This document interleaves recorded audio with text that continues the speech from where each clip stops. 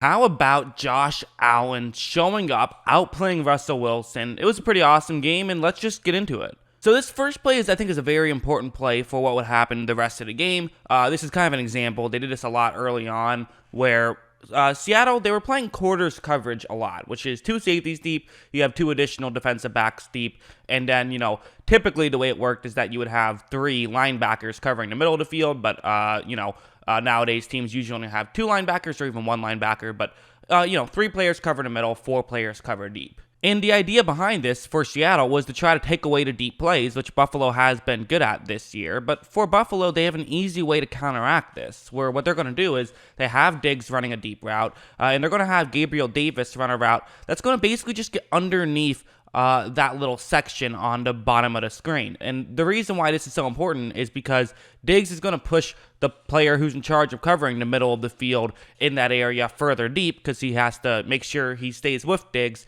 at least until a defensive back picks up Diggs later on in the field. And in doing this really means that Davis could end up getting open. And watch how well it works. Allen takes the snap, and he looks over, and Davis is just completely wide open. And that's just an easy pickup right there. For Buffalo, that's really how they were able to get stuff going early on, is because they were able to take advantage of kind of this coverage that Seattle was in, where Seattle was trying to not allow any deep plays really too much, and they were able to get the chunk plays without having to go deep too much, and that's how they were able to get a lead. And so Seattle had to then try something else. But when they went to play man, it was honestly even worse. On this one, you're going to see that it's going to be a cover one man play, and there's Diggs running a quick route over the middle, and this is a good route against this coverage, especially because while there is a player covering the middle of the field on this play, he's actually going to go a little bit further deep, and since Diggs' route is pretty shallow, it's going to allow him to get open. Watch, once the ball is snapped, you notice that not only is Diggs open, but what's another key thing here is, while Diggs is already open because, he's pretty good against man coverage, or against any coverage, really. But you also see how Diggs is going to notice a linebacker in the middle of the field, Bobby Wagner. He's kind of in a scenario where Diggs can use this as a natural pick, where what he can do is he can just run somewhat near Bobby Wagner, and this is going to then force the player who's covering him, 29, to not be able to keep up with him as much, because he's going to have to run around Wagner. That's what Diggs does. He gets wide open. It's an easy throw for Allen to make, and Diggs is able to pick up a big gain on that one. So really, against man coverage, the Bills just have too many receivers who can beat man coverage consistently. So it's just not a good idea to really do that. And that's how Seattle really had some problems, is none of their coverages were working. Even when they would finally get some good things going, it still wouldn't be enough. Like on this play, it's going to be a cover one play. And what Buffalo is doing is they have a receiver running over the middle. That's really the main route you're going to want to take a look at. There's also a linebacker who's covering the middle of the field, so who knows if this is going to actually get open, but that is a good route that can get open. Once this ball is snapped, Jamal Adams, who is blitzing on this play, is almost immediately pressuring Josh Allen. So that's just, listen, that's part of why you get Jamal Adams, because he's such a good blitzer. And this is a great situation now for Seattle, and it's not a great situation for Buffalo, obviously. And you look over, and the receiver he would want to hit on this play, which is Gabriel Davis, he's not yet open. He kind of is a little bit slower in trying to get open, which is fine. It's better to get open after 2 seconds than to, not get open at all.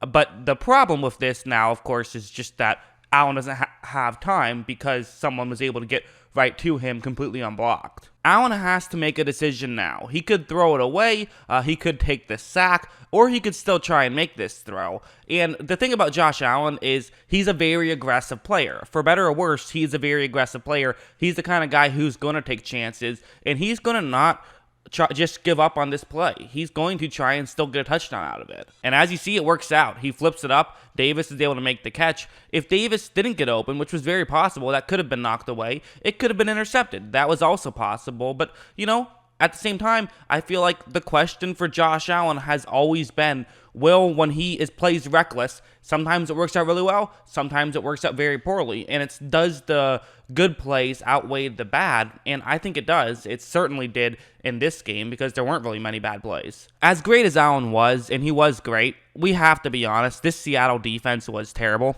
They just were. Like on this one, it's cover 3 zone, and once again, it's going to be Davis running a deep route. This time he's running a deep route along the sideline, and these routes can work out pretty well.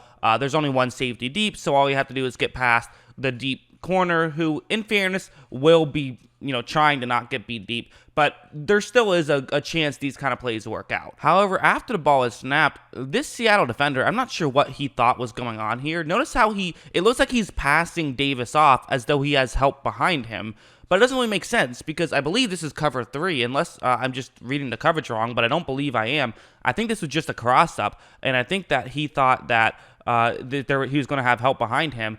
But even so, even if you think that the safety is doubling Davis on this play, it's still not a good decision to just completely pass him off. You should try to stay deep with him. So I just don't know what's going on. Maybe he saw something underneath and thought that was happening. Maybe he just read the play wrong.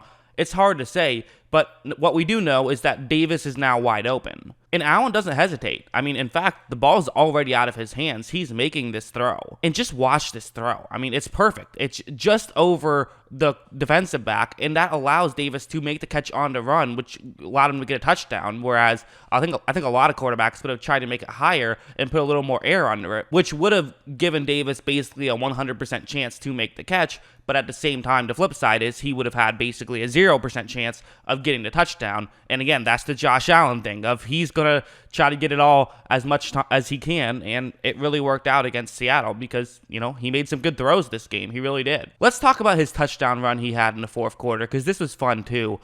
So you're going to have two offensive linemen pull over. The center and the right tackle are both going to pull over. You're also going to have a receiver, once again Davis. He was seemingly in the middle of everything in this video, although this one's not going to be a great play from him. Not a bad play, but he's in charge of blocking the edge rusher, the defensive end that I have circled in black. And, typically you'd say, why would you have a receiver block a defensive end? It's actually a pretty good idea because defensive ends aren't expecting the wide receiver to come over and block him, and that angle can surprise them, and that kind of gives you an advantage where instead of having Davis pull over, you now have an extra offensive lineman pull over. So it actually is a play that can work out. And also one thing that's beneficial here is since it's Josh Allen running, you get that extra blocker. You don't have to use a player just to hand the ball off. Once this ball is snapped, Davis was not able to make this block. It was really a good play by 43 there, more than anything. So, you would have liked to see Davis make that block. It's not the end of the world.